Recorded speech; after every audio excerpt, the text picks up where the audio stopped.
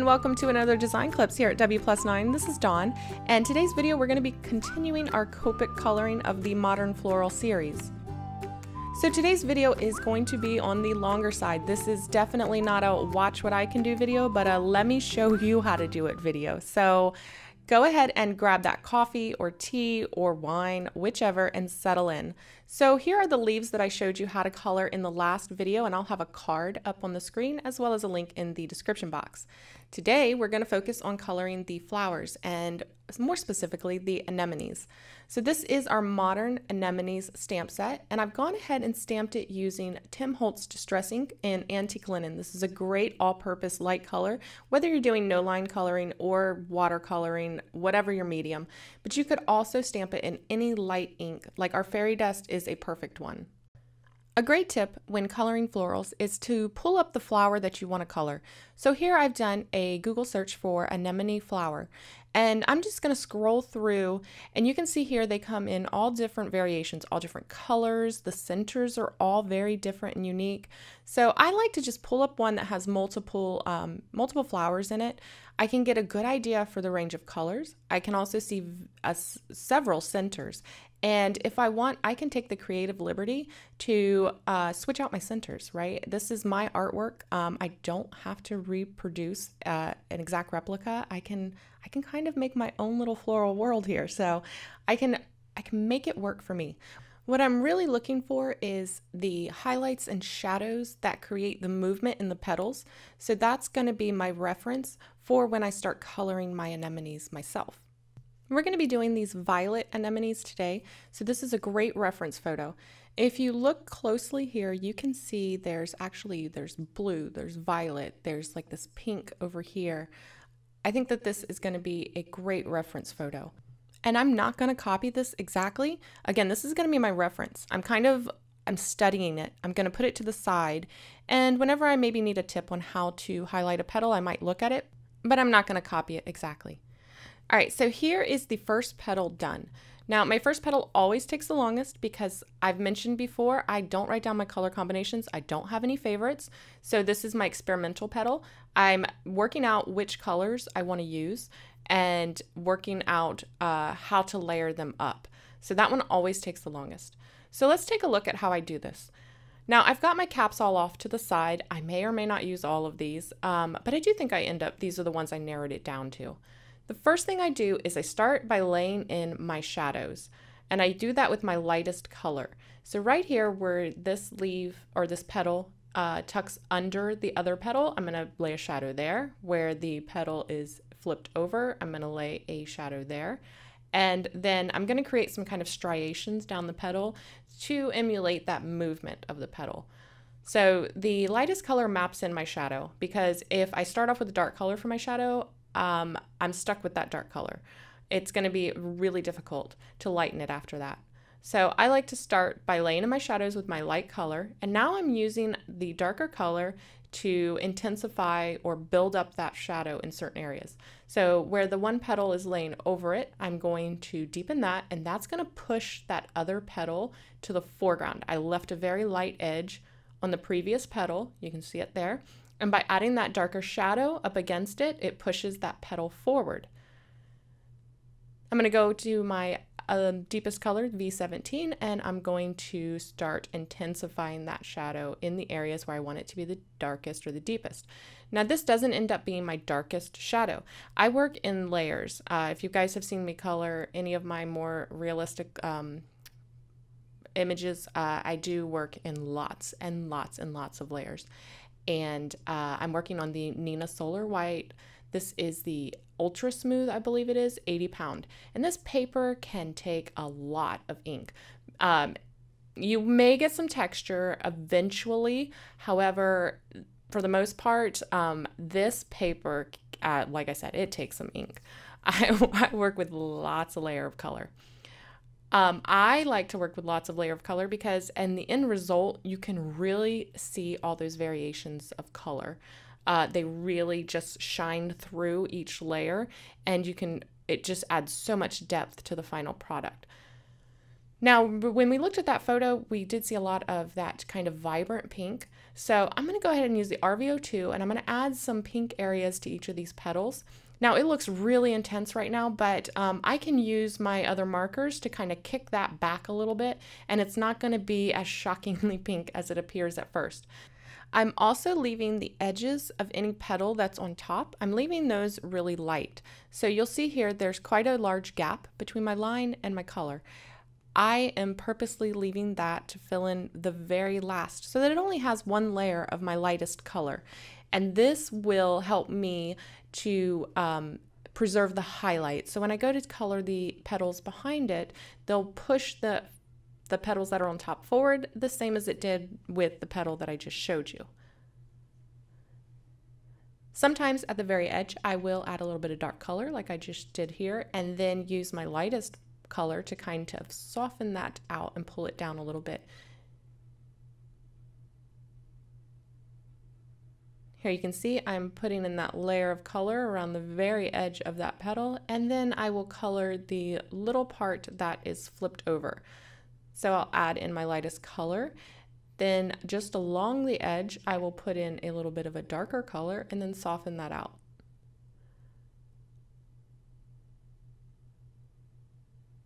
So this is creating that shadow where it turns over and also making the petal look like it dips a little bit right there.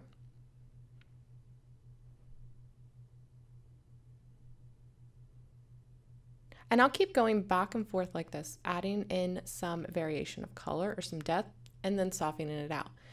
Now in my reference photo, one of those petals had this kind of bulge, I don't even know how to explain it. It's like where the petal dipped down and then flipped over. And that we can create by just adding a shadow and a highlight. So I've cut some darker color across the petal, and now I'm blending that out to give it that highlight. So now you can see the beginnings of it. If I want to make it darker or more apparent, a little deeper, I'm going to add darker color, and then I'm going to blend that out so that it has a little bit of, it has a harder, darker edge and then a softer transition. And this is going to make it look like that leaf or that petal is dipped down really deep and then it just abruptly folds over. It's going to create that bulge in the petal. And this is a great way to add a little variation to your petals. You could color most all of them the same and then pick like one or two to really add a little extra something just to set it apart from the others. Just because this illustration is drawn one way, you can really change it up, especially when you're doing this no line coloring. You are not bound to the lines. If you want to add flipped edges, you can do that. If you want to make some petals bigger, you could do that as well. If you wanted to add more petals to this, you could do that. So this is just a great blank canvas, a good starting point for you to really, really take these images and make them your own.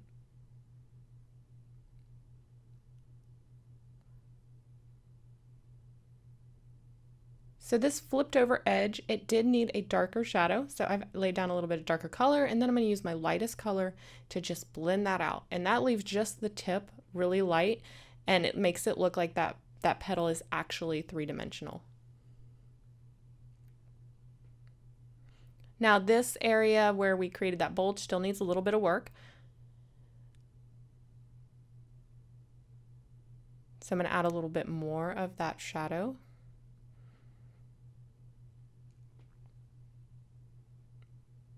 And then the edge there on the petal, it needs some depth as well, so it looks like it's folding back. It was a little too flat.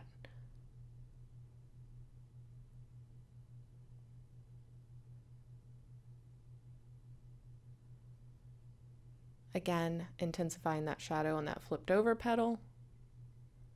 And then just softening and streaking that out a little bit so that I can get some almost the striations or veins in the petal.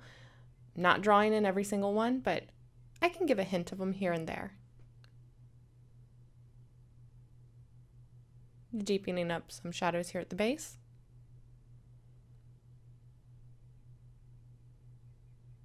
And then adding some more touches to that original petal if I feel like it needs it.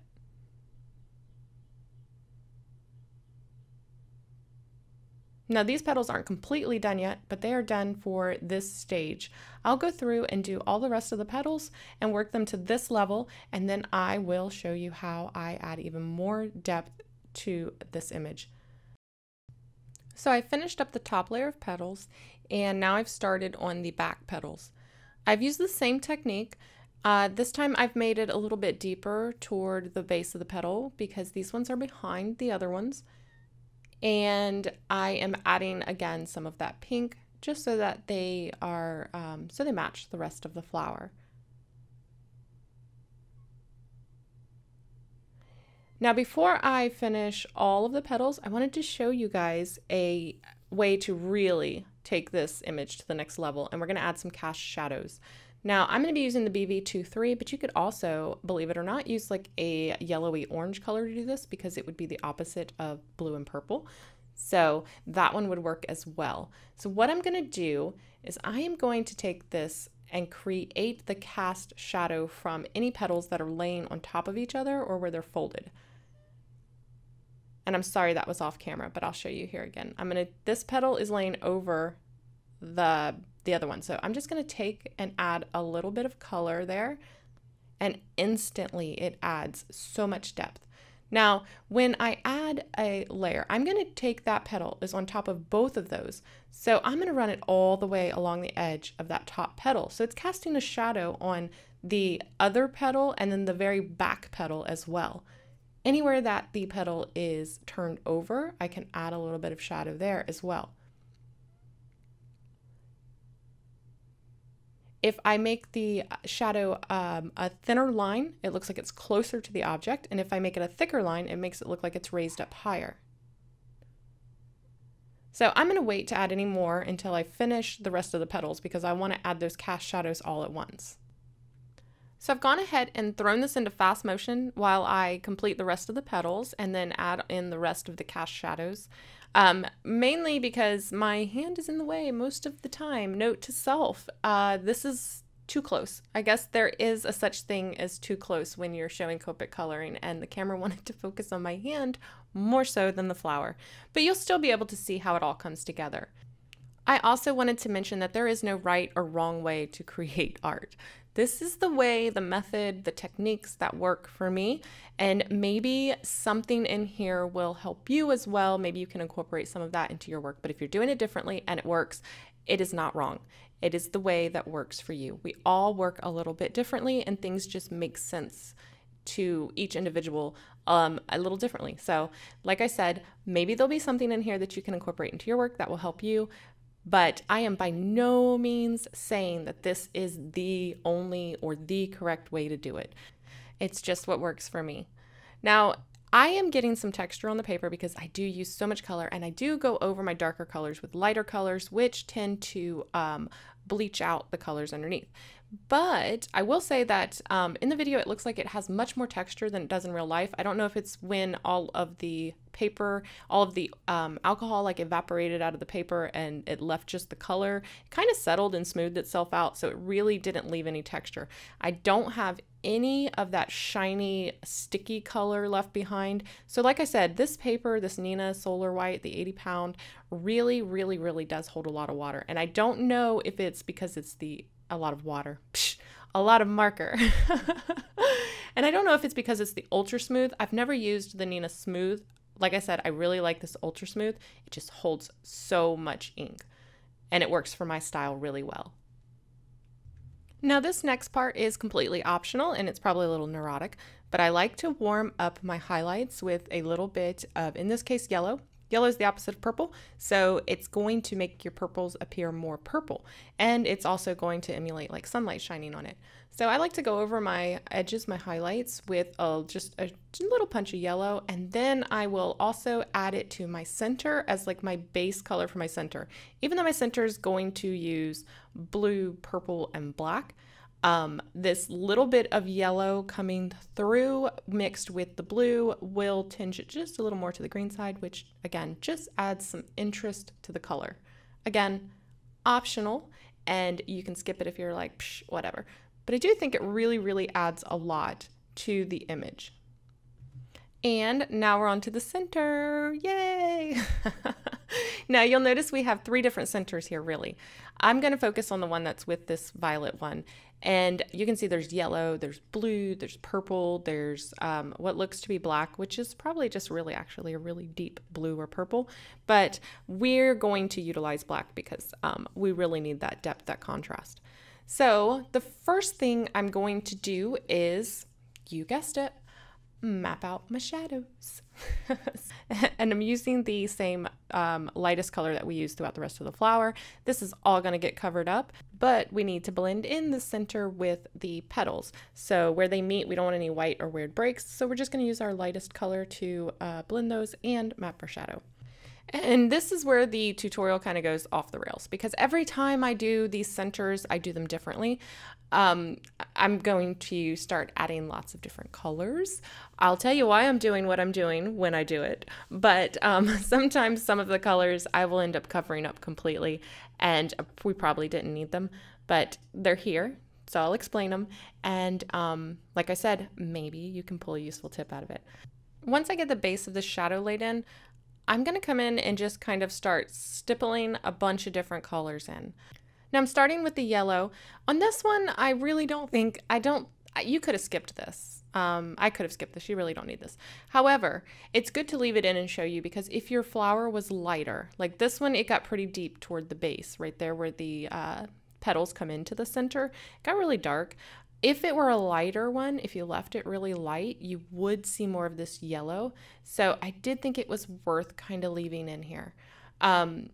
In this one, you don't really see too much of it at the end, so it wasn't necessary. But like I said, it was important to leave it in, because if you were doing a lighter flower, then it would definitely be something that would add a lot to your finished image.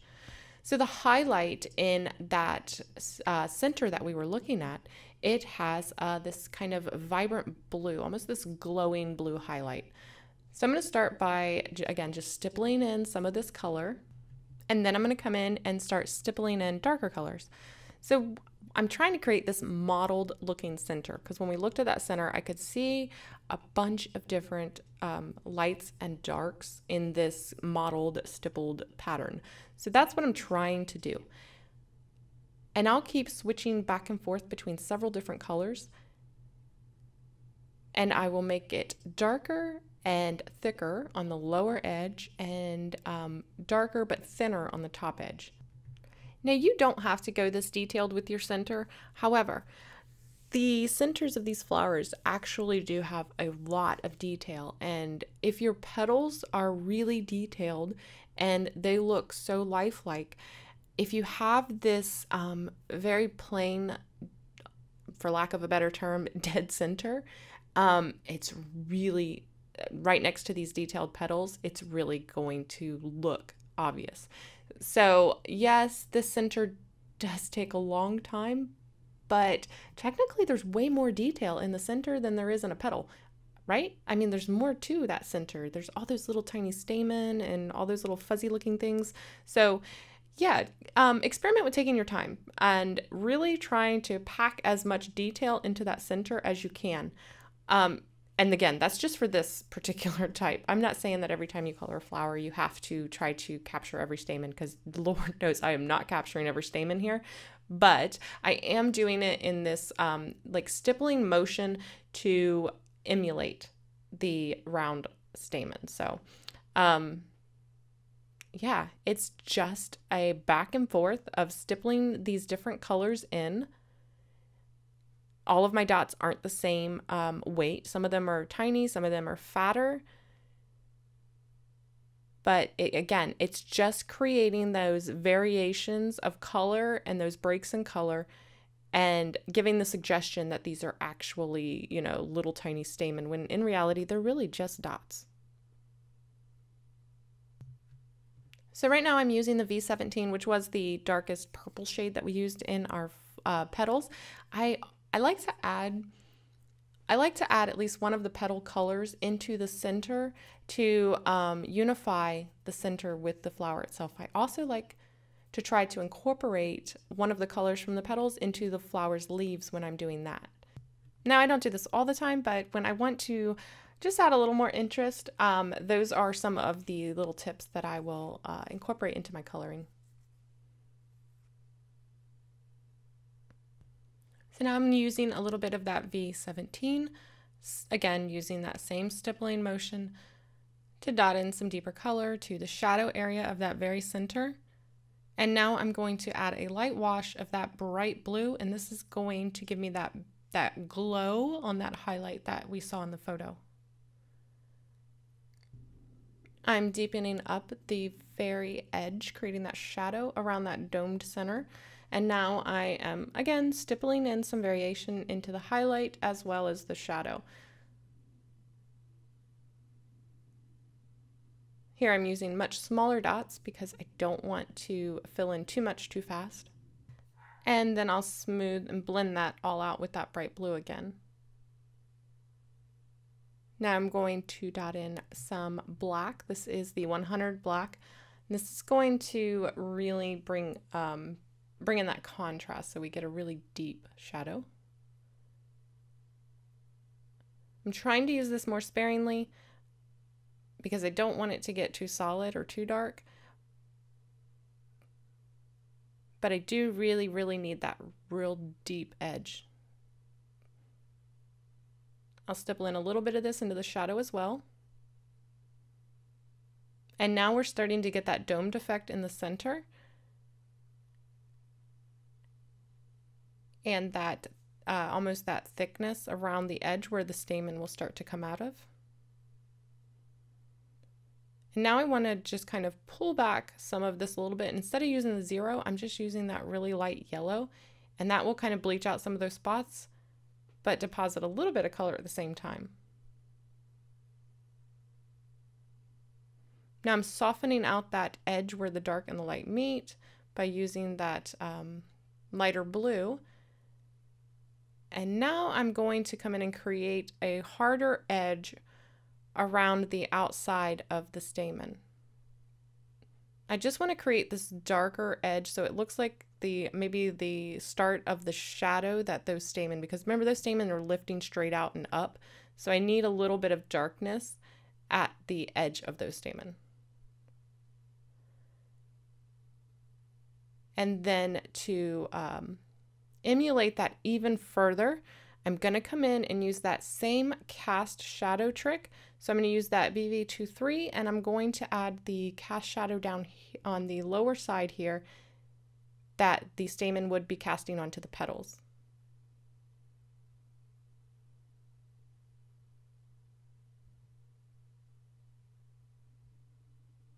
And just to break up that edge, I will dot it along the very, very edge so that it gives it more, it emulates those stamen edges.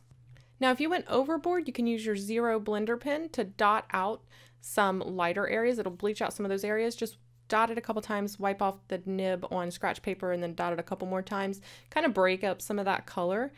And then if you really want to add some more highlights, you can use your white gel pen, but there is a trick to this. You don't want to just dot on that pure white. What I like to do is dot it on and then tap it with my finger.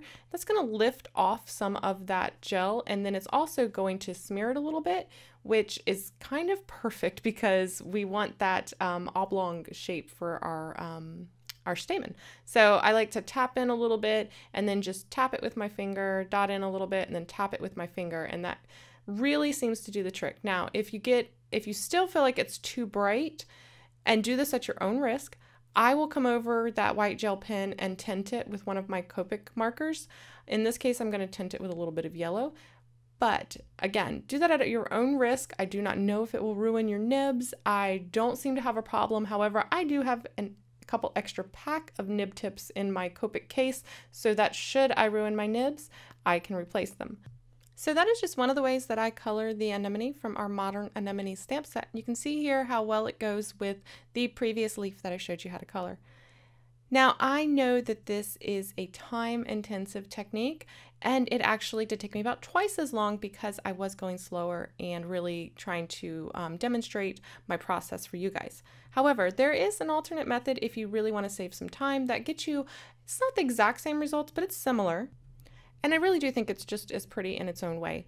So basically you could work all of your layers and stages on all of your petals. For example, you could come in and map out all of your shadows for each petal. Then come in and actually put in your shadow color for every petal. And then once all of your shadow color was laid out, you could come in with your mid-tone and blend out that shadow. And again, you'll do every petal. And then after you've gotten all of your blending of your shadow done, you'd come in with your highlight color or your lightest color and just blend that all out.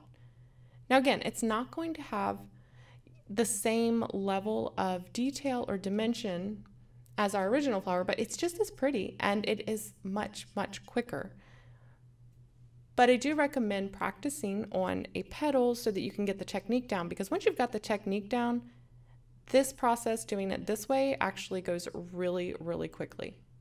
So that is just a couple of ways that I color the anemones from our Modern Anemone stamp set.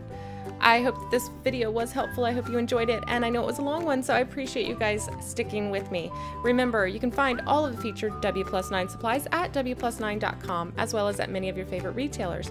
If you're looking for more inspiration, be sure to stop by our blog at stampawaywithme.blogspot.com. I will see you next time. Bye!